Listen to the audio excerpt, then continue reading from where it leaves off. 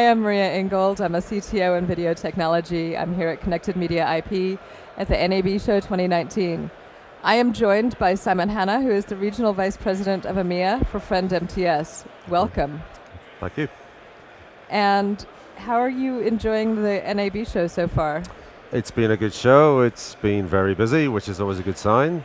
We have another couple of days. I think we're going to meet a lot more customers and partners. So yeah, it's going great. So Friend MTS specializes in security. Yes. Can you tell me a bit more about the company and what you do? Yeah, we are a security company. We're a security vendor, but specifically we focus on anti-piracy. We complement a lot of the other security companies, but we always say we get involved when the content is stolen and restreamed. That's our particular area of specialization. So I did a lot in anti-piracy a while back as well, so this is an area very close to my heart. So please, for everyone, talk more about the problem of piracy. Yeah, there's been an awareness for a long time that piracy is an issue. I think finally, though, there's an increasing acceptance that something has to be done across the board. It does present an existential threat to the ecosystem, to pay TV services, which is good. It's good for us. The problem has been around for a number of years, but more recently now we're seeing an evolution of the problem. Previously, a lot of the content was being made available through websites, ad-funded services. It's growing up now. The pirates, unfortunately, are making use of the range of fantastic technologies that are available for delivering OTT video.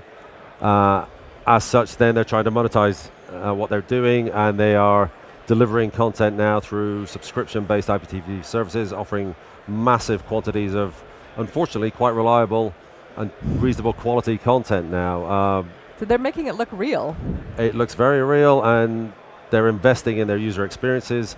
They're investing in the quality of the content they deliver, and again, offering a massive range of content at very low cost to an end user, yes. So how are they acquiring this content?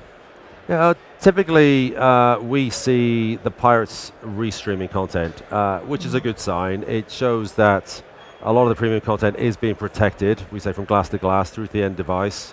The devices are increasingly now being hardened properly, so CA and DRM can't be compromised. That's good, that's a prerequisite, but unfortunately we can't stop them from restreaming. So the most common methods of restreaming that we see are taking content out of a set-top box through the HDMI port, right.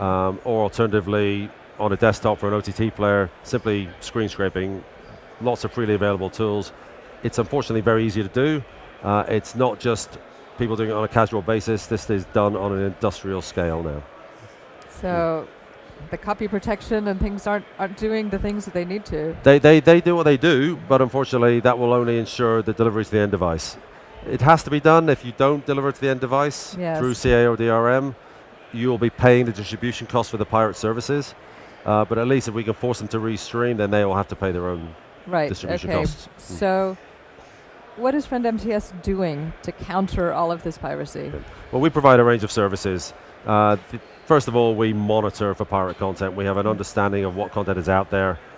We constantly research. We automate massively to find new services, new pirate services, sources of pirate content. When we are then engaged by a content owner or a broadcaster, we go out and we start downloading from all over the internet streams, pirate streams that may be that content. We then identify the content, confirm the identity of the content, and based on that we can automatically issue takedown notifications. Unfortunately, the enforcement isn't as effective as it used to be, so beyond that, rather than chase the pirate services, we can actually add in subscriber level identification to understand which set-top boxes or which OTT players are actually being used to provide the pirates with their content sources, and then rather than worry about taking out the pirate servers, we simply cut off their content at source by going after the subscribers who are stealing the content. And it's not a kind of a whack-a-mole situation? Unfortunately, traditional enforcement is exactly that, and the pirates will move from server to server, or more likely, with these highly motivated, monetized pirate services, they will simply ignore any enforcement notifications. Therefore, we have to actually identify where they're getting their content from, so which set-top box, which OTT stream or streaming account, and allow the operators to terminate the access to these subscribers.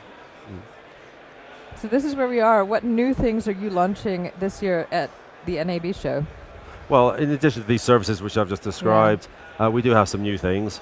We have some hardware appliances for distribution level watermarking to allow the broadcasters to identify which operators are suffering the streaming piracy problem the most. And additionally, we have another service called Piracy IQ, which is turning around the intelligence gathering aspects.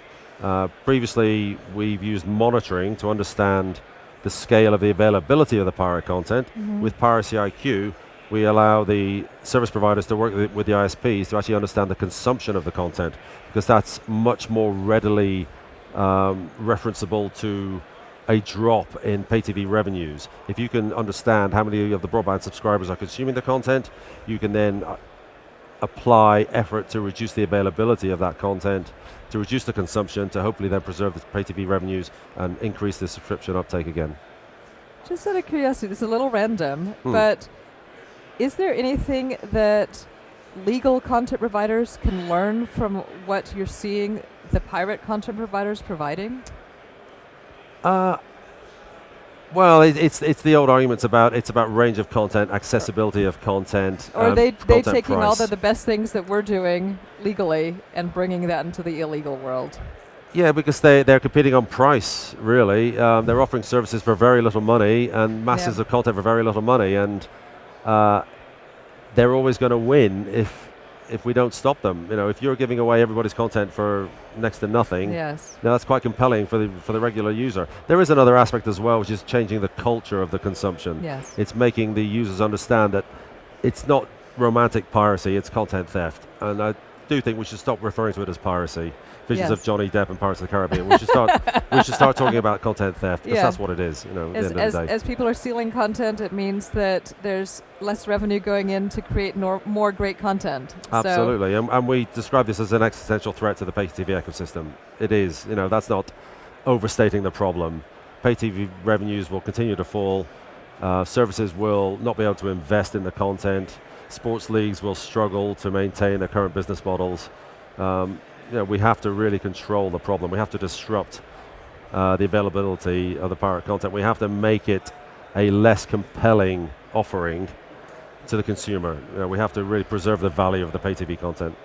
Well, here's to all of the work you're doing to stop that, so that we can invest more money in creating more great content for the future. Absolutely, yes. Thank you so much for joining us at Connected Media IP, and I can't wait to hear what you've done in the next year. Okay, well, thank you.